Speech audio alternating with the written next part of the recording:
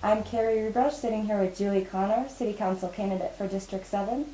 Now, Julie, can you tell me a little bit about District 7 and the neighborhoods it includes? Sure. There's Spear neighborhood, which is also known as West Wash Park, Platt Park, University neighborhood, Rosedale, and Overland. Those are all the neighborhoods that are east of the Platte. And then we do have a little bit of Baker, but we don't have any residents that live in Baker. Athmar Park, Godsman, Ruby Hill, and College View. And we do have a little bit of Elvert, but we have very few residents that live there. It's mostly industrial. Okay. Now, how long have you lived in Denver? I've lived in Denver over 10 years. Okay, and how long have you lived in District 7? I've lived in District 7 since 2001. Okay. So. Now, I understand that you've been working as a senior analyst for Kathleen McKenzie, who is term limited in District 7. Mm-hmm. And for almost 3 years. Okay, so what has your job with that entailed? Well, I like to joke that I'm a professional meeting goer because I go to meetings all the time. And I've also been sort of the managing constituent relations. Okay. So when people call in and they've got issues, problems with the city government, or they've got problems with the potholes in the roads, or neighbor to neighbor issues, or I got a lot of those issues. They call in and I manage those things. Okay. And then as well, Kathleen works on legislation, passing ordinances, and she needs research done, and I work on those things as well. Okay. Now, in having that job, what would you say is maybe your top accomplishment, or top few accomplishments, if you can't pick just one? Well, one of the things that I'm particularly excited about was that, for instance, with the Cherokee Gates redevelopment, I've been participating in meetings every week for the past 3 years. And one of the things that started to shake out is it looked like the bridge that was going to go over the Platte was not going to have a bike connection directly to the South Platte River Trail, but was going to go, you were going to have to ride on the sidewalk and then cross the street at grade, and then and cross Mississippi at grade, and then connect into the bike path. Okay. And that was one of the things that I started lobbying for as soon as I saw that, was we really need to have a direct bicycle connection. Right. And I don't think I single-handedly did it, but we do have a bicycle connection. Okay. And then the other thing that I've been particularly proud of was working with the Broadway area redevelopment merchants down on South Broadway, south of I-25, and helping them put together a maintenance district so that they can fund street improvements and ped amenities. And ped amenities are like trash cans, benches, bike racks, ped lamps, those kinds of things. So they're on the cusp of putting that together, and that they're going to leverage funding that's already been dedicated by Public Works for the roadway reconstruction between Arizona and Iowa on Broadway. Okay. So it's going to be a major project. So. Right.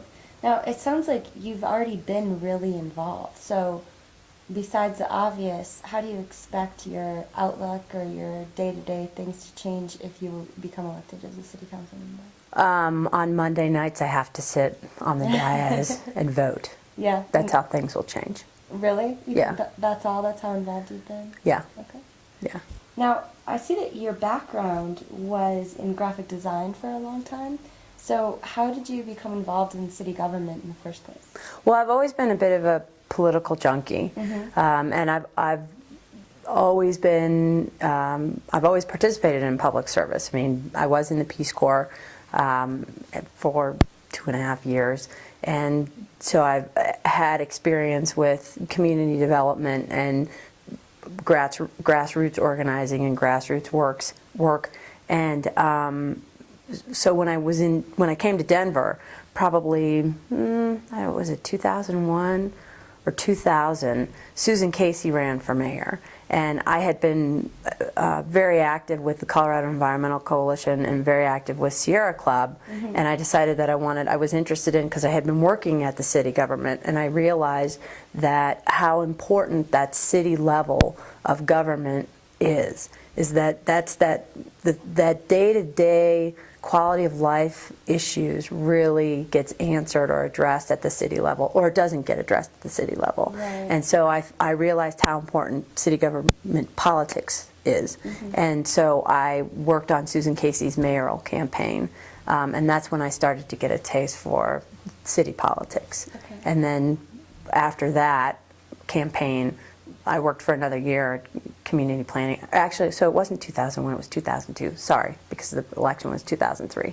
And then after that, I worked for another year at community planning and development. And then a job opened up in Kathleen's office, and I jumped at it. All right. Now, just out of curiosity, where were you when you were in the Peace Corps? I was in Paraguay, and I was a health promoter. What does that mean exactly?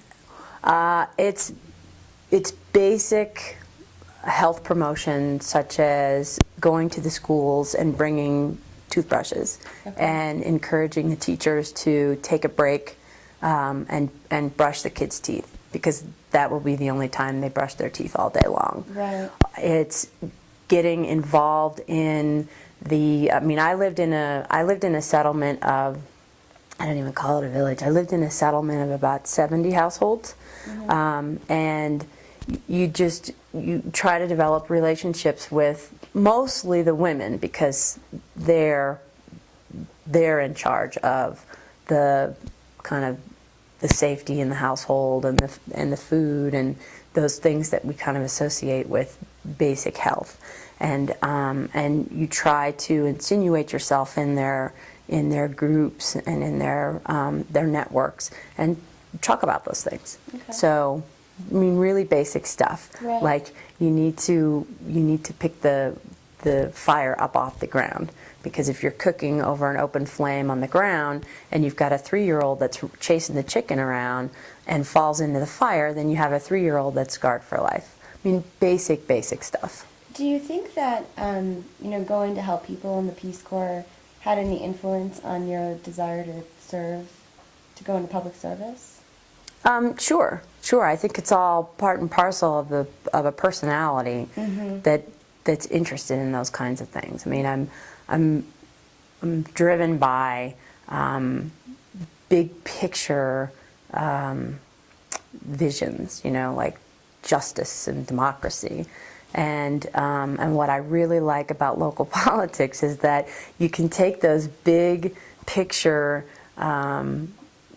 pronouncements and distill them down into action. Okay. And what does democracy mean when you're talking about neighborhood development? Right.